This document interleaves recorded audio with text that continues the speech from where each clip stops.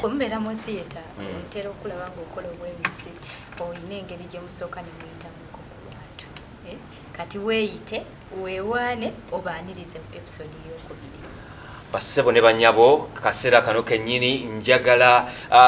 tujje mu ngalo buli kimu kye tubadde tukutte twetegeke okuba engalo n'okuba endulu ffenna abasobola twanirize mwana mulenzi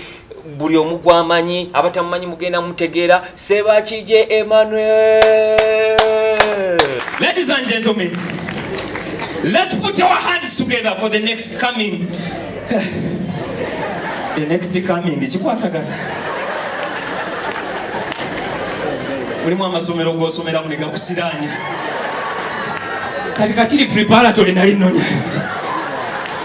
abaana balinga gayaza twamayimbinganga ennyimba egwala eribeera erusegala mujjukira ezo ennyimba lwali lumunga bbiri mama abaana bali mu nnyimba za Cisco mu kibuga twalinga mu lumunga bbiri kanemu kana bbiri kafumba mwanyi azifumbirawo. Episode eyasooka twakomanga mumalirize empaka ziri eri ng'okutte ekifo kyakuna nino osalawo nti nemugenda kwegatta ne banno musobole okubanga mukola ekibiina oba mutandika komedi awo wetusaba tutandikire. Era bwe tutyo nga bwe nali nkutegeezezza omulundi guli nti twasalawo competition ng'ewedde buli omu amaze okutegeera amaanyi ge we gakoma ne tukimanya kati tulina okugatta amaanyi tukolere ddala omulimu ogusingira ddala okuba omulungi ate naffe omulimu gwe twali twagala ogw'okusesa abantu. So era bwe tutyo twajja wamu ne twegatta competition ng'emaze okugwa zijjukira kwaliko Pablo kwaliko Salvador kwaliko Alex Mwangi kwaliko Mara Daniel ne tukola ekibiina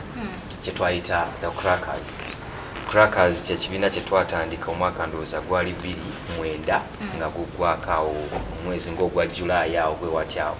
ne tutandika show zaffe ku Ifendis ebiseera ebyo ng'ekyayitibwa Ifendis ennaku zino bagikyusa erinnya eyitibwa Waikiki simanyi oba naye we twatandikira era nzijukira show yaffe yasookera ddala lwali lunaku lwa Wednesday show yaffe yasookera ddala erabika yalimu abantu baffe nga 50 awo nkaaga twali bamaanyi okusomba abantu enkaaga mu Kampala eno eweza obukadde obubiri muba bamaanyi ate nga mutandika butandisi. The Crackers erinnya eryali yalironda oba muva ku ky'okubeera nga lyemweta? Ekituufu Crackers nzijukira omuntu eyali tuwaate alabika teyali muwa comedy alabika yali mwagazi wa comedy naye nga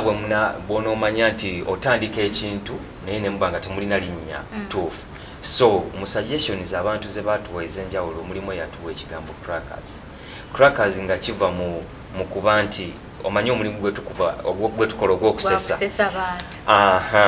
Mu luzungu tutera okugamba we are cracking ribs nti omuntu ogezaako omusesa kiringa bw'onoonyonyoogera omuntu. So ne kiva mu kucrackinga ribs z'omuntu nebwa Crackers kitegeeza omuntu akola jokes bamuyita omuntu acrackinga jokes. So ne kiva mu kigambo ocrackinga jokes okulaba nti abantu baseka ate ne kyegatibwako kiri ekyo crackinga ribs z'abantu buli lw'obasesa. So ne tuba nga twakozesa erinnya eryo bwe lyajja ntugamba lwaki tetulikozesa ate nga naffe tulaba litunyumira limpi bulungi nnyo ate nga lijja kukola sense bulungi ne ssente oba olyawo. So Crackers waliwo eyalituwa then naffe abali mu kibiina ekyo kyennyini ekyali kitandika ne tulyagala ne tusalawo tukozesa. Mutandise okukola komedi otugambye nti no olunaku olwasooka mwalimu abantu nga 5-6 mwali mukolanga mutya ng'omu leero yakikuba oba nga mwena mu kikuba omulundi gumu ono n'asookawo omulala naddako kyalinga kiti nga twakava mu competition ekituufu kiri nti mu competition batuwanga eddakiika seconds 9 okusesa abantu. Nga bw'omanyi nti omusambi w'omupiira ng'atandika butandisi ne wabeera mu myaka 17-16 tayinza kusamba 9 era emiseera ebisinga oyinza omulaba asamba eddakiika 15 kooki n'amugyayo n'ateekayo omulala paka bw'agenda ng'akula mu muzannyo ogwo n'aba nga waliwo n'abajja nga bawadde extra time ne babayingizaamu waliwo just extra time yaddakiika injury time yaddakiika nga 2 oba 3 oli ne bamuteekamu kitegeeza nti wabaawo entandikwa eya buli kimu. Nga twakava mu competition twali ekinene ennyo ndowooza tu stretchings okukola eddakiika 5 buli muntu kitegeeza twali tetukolangako eddakiika 10 teri kufa yali ayimiridde ku stage nakola eddakiika 10 ng'ogyeko abo abaali babikozeeko nti bajja mu competition naye ng'olwedde bali mu kikola naye ffe ffenna abaali batandika teri yali okuva mu competition teri yali asobola kuyimirira ku stage dakiika 10 oba 15 yet comedy show ebeera ya ssaawa 2 oba ssaawa 3 so kyali kizibu nnyo omuntu omuseba kijje nayimirira ku stage nakola essaawa meka essaawa 3 oba ssaawa 2 so twakolaganira wamu MC bwe yajjanga n'ayita ono n'addako omulala bwe tutyo twakolanga abantu ekiseera ebyo twakola abantu nga 8 ku 10 ku 7 8 bwe tutyo okulaba nga show yonna tugikomekereza so tetwewabye tutasobola mu kaseera ako first day okubanga luli eri mwali muli mu interviews nezigwawo ne mutandika stand up comedy first day ojo gye tusaba obeere ng'otunyumizaako otuusaawo mu bantu wali otandise okuguma ebiseera ebyo ekituufu kiri nti twalina okukankana kuyitirivu nti twakijja ku kyo competition kubanga competition abantu bajjanga matches mu theatre mwalimu abantu nga bajja ne balaba naye si bantu abali nti basasula ekiri awo apart from knockout stages we batandika osasulirako akasente naye wano twali tuze mu kintu ng'omuntu asasula sente ze mwali ye musasula sente ndowooza twatandika n'15,000 twatandika n'15,000 esho yaffe yasooka nti omuntu bw'aba asasudde 15,000 ze najja mu show expectations ziba nyingi tabanga oyo azze ng'ekintu kyabweraga naye bitanyumire kasita saasasudde naye ono omuntu asasudde sente ze so twalina okulwana okukola obulungi naye ate tekyali kyangu kubanga jjukira twali tusobola kwetengerera nga tukola eddakiika 3 ku 5 naye kati tutuuse wano nti actually nzijukira ku olunaku waliwo ne gwe twalinda omu ku bannaffe n'atasobola kujja nga ate ye tumanyi yalina ku experience agenda kukola ku ddakiika eziwerako so nga tulina kituulamu twalina okituulamu so ne tuyiiya nnyo nzijukira nze nakola bulayinizi bwange oba ninja lwokuba sibujjukira bulungi kyesijjukira ekirala oba abantu baaseka kyenkana ki omulundi gwange ogwasooka naye kyenyinza okujjukira nti after the show abantu baatwebaza ne bagamba bambi mwebale eno ntandikwa naye tukimanyi nti mulina kyemugenda okyusa ku industry ya Uganda ya entertainment oba oliawo tukikoze mu kaseera kano naye tekyali kyantandikwa teyalinya so eddakiika zange 5 sijjukira bwe zaali sijjukira oba zaawera ne5 kubanga panic yali nyingi mwalimu nervousness eri okuwulira nga ekiwuggwa ekyo n'okukankana okwo kwalimu naye nzijjukira naye stepping up stage neekola kye nalina okukola sijjukira reaction yali eti ey'abantu naye nakola kye nalina okukola nenvaako n'abalala ne bagenda mu maaso so omulundi gwange ogwasooka gwali mu panic naye ate gwalimu n'ebyokuyiga oba oliawo ebiyinza okuba nga byebinyumirizawo abaana ba Moguzi bali so creative balinga aba Mutesa Royo nabo bali creative Mutesa Royo nabo bali creative bwe bamanya nti olaba bano bonna abatunda eddagala ly'ekinansi bonna ba Mutesa Royo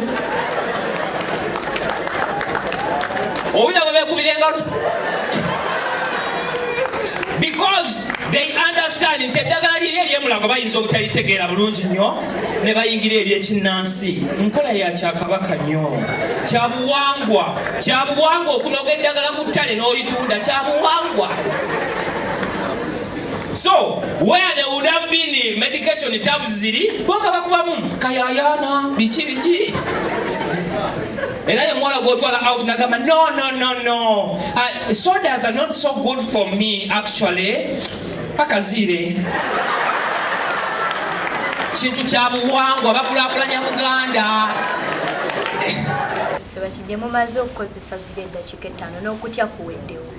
tusaba tunyonyola ku crackers awo mugitandise abantu batandika ne batandika okujja crackers ng'etandise nga bw'omanyi ebintu byonna ebipya tuvudde ku namba yaffe ya 5 ne wiiki eyaddako kubanga kyali weekly twatandika night nga twagala abantu bakimanyi kibeerengawo buli week olunaku twakyuzinga lwe tumanyi kubanga bwe twayingira mu industry twali tukimanyi ku Thursday waliwo comedy yabeeranga ku National Theatre ne tukimanya nti ennaku endala nazo zaabangako ebintu ebiriko naye si nnyo so twalowooza nti bwe tufuna olunaku oluli wakati mu wiiki kijja kwanguwa kubanga abantu ne bwaba batandisa emirimu wano ku ntandikwa ya week Monday Tuesday bwe bawulira nga stress mungi nnyo ku mirimu bajja kunoonya abantu bwe baagala okwemalirako stress ate nga ffe ekyo kyali kituleese mu industry kunoonya ngeri gye tumalako bantu stress so ne tukizuula nti olwokusatu lwali lujja tubeera lulungi. Friday twagirowoozaako naye ate naye nzibu kubanga Friday lwe lumu ku lunaku olusinga okubeerako ebivu bino ebitali bya buli wiiki naye ebijja bigwawo concert ez'enjawulo nti ku luno balina Omumerika gwe baleese ku luno balina Omutanzania gwe baleese oba ku luno waliwo Omunayuganda launching so ne tulaba nti olunaku olwali lujja otwanguyira lwa Wednesday kuba tekwaliko kintu kyonna mu Kampala. So bwe tumala okutandika ne show yaffe yasooka show eyokubiri show eyokusatu abantu bagenda batandika okweyongera ate jjukira naffe confidence yaffe etandise okukola ki okula. Abantu bano babategeeranga batya mwalanga ngaki mwakozesanga ekifo kye twakozesa management yakyo yalina ba clients so batandikira kwabo messages twasinganga kozesa nnyo mu messages ne bu flyers nzijukira bu flyer bwaffe obwasooka actually bwaliko ebifaananyi byaffe nga bwe twali mu competition ebifaananyi ebyali ku flyers obwo era bwe bwakozesebwanga so management y'ekifo yakwatanga flyers zino ne bazisupplyinga mu Kampala mu bifo ebyenjawulo okulaba nti abantu basobola okumanya nti ku Wednesday waliyo show era kyatuyamba nnyo then ekirala ne bafuna database zaabwe nga kubanga bu client gwe bafunanga engeri gye kyali kifo kyakusanyukiramu nakuliiramu ba clients abo babajjangako email addresses ne number ez'amasimu so babaweerezanga messages okuyita ku SMS ne emails. So bwe twatandika kati saako n'abaana ababanga n'emikwano egy'enjawulo wajja mu show leero n'emunyumira enkeera ajja kuyitawo omukwano gwe oba oliawo ajja kuyitawo omuntu ow'enjawulo bajja kinyumyako ku mulimu buli omu abe ng'ayagala okukijjamu. So twakozesa opportunity eyo y'okuba nti confidence yaffe buli yakulanga twakolanga ekirungi okimanyi buli gye kibeera kisobola okwetunda kasita wakabanga mulungi so twakozesa nnyo waka waffe yali omulundi ekiseera ekyo ate ali common kubanga teri yali yalina stand up competition mu Kampala so kitegeeza yaffe yali ekoze eki ensoose abantu ne babanga batandika okweyongera waayita ndowooza emyezi gyalinga ebiri ng'abantu baweredde ddala batandika n'abantu 6 nga tuyingidde ddala abantu nga 172 ekiseera kyatuukanga n'akafo we twali tukolera katoni management nesalawo okubaako bwe yasaba ne bakolako extension ne wasobola olwa comedy ne wasobola accommodatinga y'abantu abalala ndowooza nga 6-7 time era yatuuka nga tuyisizza ndowooza ebbanga lya mwaka nga gumu ng'ate kati n'abantu tebalina we batuula ng'abantu bakeera nnyo okwekwata ebifo she yatandikanga essaawa 2 ng'abantu bakeera by essaawa nga 10 nga bwe bali nga balinze so show yakula netuukira ddala nitulanga n'ekifo kyali kitono nga tulina okumuvinga sheyinza okulinda koko katono sheyinza okubanga yakula naye nga waleti tekuze sente zaali zityengabanayo sente mwali bangi nnyo mwagabananga mutya ensimbi ze tetwalina mululu mu sente kyalingawo kye twakozesanga show ne bwe yavangamu akasente nga katono because ebiseera ebyo kyali kya percentage ne management y'ekifo because management nga yo yakolanga ennyo ku kya publicity nga ffe kye tukola kuleeta talent nakulaba nga show running bulungi so bafunanga percentage yaabwe naffe ne tufuna ki percentage yaffe gye twafunanga naffe nga tugigabana okusinziira ku ekyo ekiriwo naye jjukira nti bwe muba mutandika ate mwagala mulina olugendo lukyali luwanvu mwagala mutuuke wala mubaako ebintu ebimu kiringa omuntu waba nga atambula ajja tuuka mukuba ayagala afuneyo ekyokulya ekisobola okusigala mu lubuto afune amaanyi ageeyongera okutambula naffe tulina ebintu ebimu bye twakolanga okugeza twayagalanga stage yaffe erabike bulungi ate nga bino management eyinza obutabiyingiramu erwana okulanga mubeera n'abantu erwana okulaba nga ekifo kibeerawo ate naye erina ebyayo byegezaako okusasula so ebyo ebimu ffe bye twalina okukolanga akasente akatono ke twafunanga twakatekange twafunanga ku kapotion ne tukateeka oludda ne tubanga tusobola okubaako ebintu ebyo tubanga twetuusaako naffe twagala stage enyirire twagala stage ebeere ne background nga nnungi nti kamera ne bwezibaawo nga abanamawulire bazze muzze mukubya ebifaananyi musobola okulaba ng'ekintu kirungi ng'ebifaananyi bivaayo bulungi. So engabana ya ssente twagabananga ekyekiriwo temwalina mululu tetwagulina esooka ono yalina ofuna bweziti ate ono yasesezza ennyo abantu tekyaliwo naye waliwo naffe lwe twasimanga ne tutulanga abantu tugana naye bannange ekituufu kiri nti olunaku lwaleero gundi akoze bulungi nnyo ffena ne twagulenga ne tugamba gundi oyo yasinze ku kakaaga ke tubadde tugenda ofuna buli omu tusazeewo katumwongeremu ye ffe katufune 5 nti twalina omutima ogwo gw'okweyagaliza buli omu actually twalwananga nnyo okulaba nti buli muntu akula nti twabanga ne meetings ku weekend ku Sunday nga tuyita mu waka waffe buli alinayo akantu akalungi kalaba nti bwe tukagatta ku ono kasobola okuvaayo obulungi sho yaffe n'enyuma naye ng'ogatta otya komedi wo gw'ogenda oseseza abantu ng'osooka omuwulira mu banno waakabba kajjokko wakabba n'alyokakozesa bwe buzibu bwe tulina mu nsi zaffe kyebulaba ensi endala zituyitako nti buli kaseera eyo yendowooza yaffe nti gundi bwakabba omanyi kyoba gwona otuuka enkya ng'okyali mulamu ate kintu kyenzize nange mu industry eno oba ne mu bintu byonna bye tukola mu bulamu nti leero okola ekintu okitegeera okola ekintu naye bw'obaako n'ebyo bw'otandika ogamba kankeesigalize teri amanyi banga kiri agenda kubeera mu nsi eno ng'osigaza ebintu buli kaseera oyagala obusigazi oyinza okugenda nabo. Ekirala buli lw'oyiga okuwa ofuna. Nze bwempa oli kalayini akange kembadde nenkeefiriza nenkamuwa ate obwongo bwange bwongera okuyiiya ebirala naye ate olumu nyinza okukasigaza ng'ate nze tekajja kunkolera nga newe naakakola ku stage kayinza okutanyumira abantu because buli omu alina sitayiro ye ey'enjawulo. Twalinga basambi ba mupiira nti ngusamba ndi mu namba 2 nenguweereza enamba eddako paka lwe tuguweereza ateeba. So singa nze nesigaliza omupiira nze golokipa nenjagala ngwesigalize tunafuna ddi amagoolo. So naffe kye twaliko nti mulimu we mutuuka nga mulina kukola nga ttiimu. Abantu bonna abatuuse ewala bakoze nga ttiimu. Newe buli kintu kyonna tukola nga ttiimu. Kazibeere kampani ze tulaba okukola obulungi. Zibeerako akola kino tezibaako kwemalira muntu kukola bintu. Tolowooza nti ojja kukola komedi ate obeere nga gwakitegese ate gwakiriringa gwayera stage ate okitegeera tosobola gwayagala obeere DJ ensi eba ekulema. Kyebiva ebivulo ebimu bitusala. Kisoboka kubanga mulimu nakyemali oba nakyemaliro obwo. Si bulungi.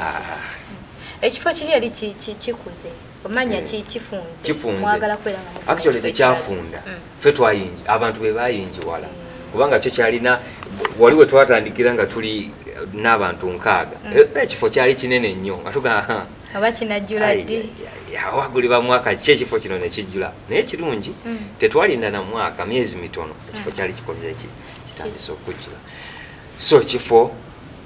tuyingi wadde. Abagazi ba comedy beyongeddeko nti n'abali tabamwagala batandise omuwulira bagamba. So twamuvinga ne twalinawo omuntu eyali atandise otumanaginga ebiseera bali bamuyita Jonathan Kyeyo n'aleeta idea kubanga ye yali akoleddeko ku Labonita ebbanga eriwera nga kulana begozi n'atuyita n'atutuuza n'atugana naye mumanyi mpulira ffe wana akafu kafunze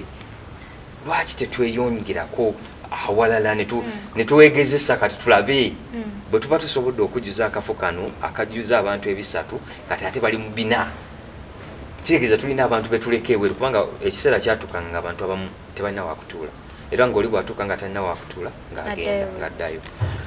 So n'atuwa idea nagana naye mumanyi tugende ku Labonita walungi wali covered bulungi nnyo munda wali okay stage already tugisangayo sound tumusangayo ate ekirala nannyini kifo mumanyi tusobola okwogera naye ne tulaba. So era ffena twagriwinga abamu of course bali baagala osigalayo olwa omanyi kiringa bw'obeera awantu ng'olina by'ocreatinze relationships z'ocreatinze n'abantu baawo emikwano gy'ocreatinze nti abantu abamu muffe ffennyini ba comedians bagamba naye lwaki tetusigala omusajja ono atubeereddewo nyini kifo kino atubeereddewo atujje wala atuyambye okuva ku bantu 50 be twalina tuno tuli mu bantu 4 nti waliwo attachment gye twalina n'ekifo naye kwali kusika muguwa naye ku nkomerero ya yonna ne wetusika emigwa mu nsi wabaawo okuwangula n'okuwangulwa. Gwe nga gwe wali oyagala ki? Nali njagala na tuloze ku kifo ekinene kubanga nkimanyi ne bw'obeera ewaka taata wakwambaza bakulabiridde bakuliisizza ekiseera kituuka ng'olina okwetungula ekiseera kituuka ng'olina by'oluubirira ebyenjawulo ennyo by'obaddeko mu gino emyaka emito gino so twali twagala naffe tubeereko mu kifo ng'osobola okulaba ku bantu 8 nga bali tutudde mu kifo abantu 9 so oluvannyuma lw'emyezi nga gyegyo okuyita mu kuwakanya n'okuwakanyizibwa okuyitirivu twasalawo ne tugenda kujeetera Bonita. Emma, kansoke tukole mu